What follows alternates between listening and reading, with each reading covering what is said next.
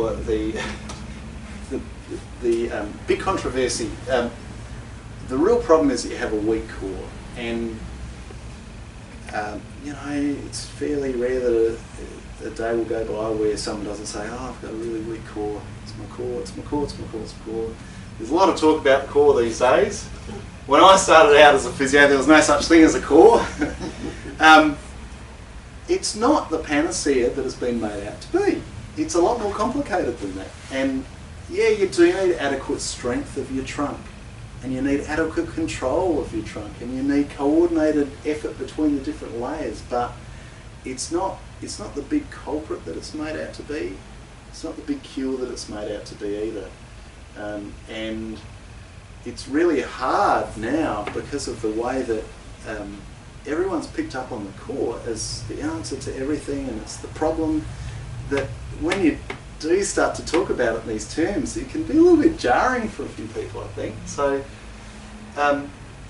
it's common for people with low back pain to have core muscles that are sluggish or weak. There's no doubt about that, but usually they're not the only muscles that are sluggish or weak. You know, generally there's a bit more to it than that. So, you know, people will have abdominal muscles that maybe aren't quite cutting the mustard in terms of support and control, but generally you look at the overall, and what they need is overall conditioning too. So that's a really important thing to remember. It's actually quite common for people to present who have worked on their core so hard that they have outer layers that are really dominant and really can't not work, and it's a problem from doing so many things to make their core so strong. So it's just really important to remember the judgment about creating the experience of pain is a lot more complex than just what happens down in the back and what happens in the tissues and what happens with the core. I hope I've made that point clearly enough. All that work for nothing. No. And as I said, you know, it doesn't mean that it's not important, but it's not that fix that it's been made out to be. You do need to have competent abdominal muscles. You need a certain amount of strength. There's no doubt about that. So keep doing your core muscle exercises, but it's worth getting them checked to make sure that they're the right ones for you, and that there's a right balance between those exercises and other things as well. You need general aerobic exercise. You need general strength as well.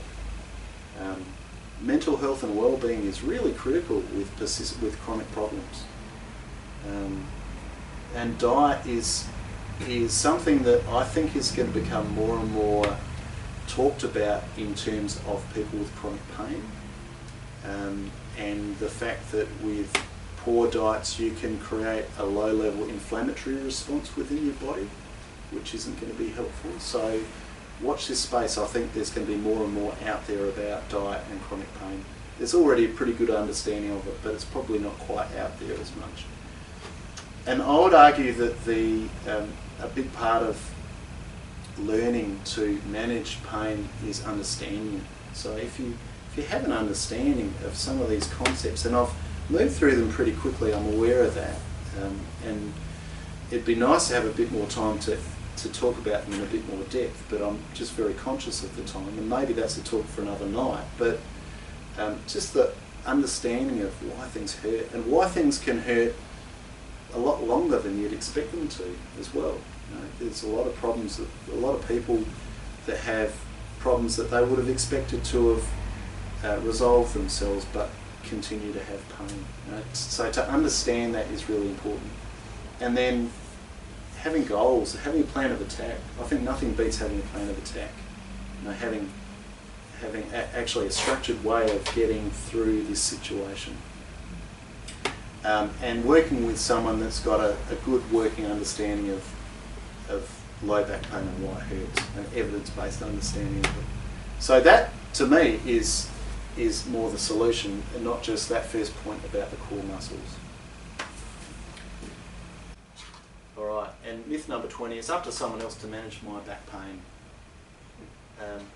I would argue no, it's not up to someone else.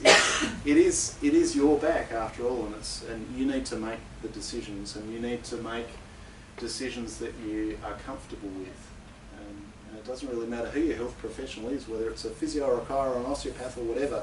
You have to be the one that takes control over it, and make sure you understand their approach, and ask for evidence. Ask for evidence. Don't be afraid to say, right, yeah, can you back that up with something? Because it is your back after all, and you've only got one, and you've got to live with it for quite a long time, so you really want to do the right thing by it.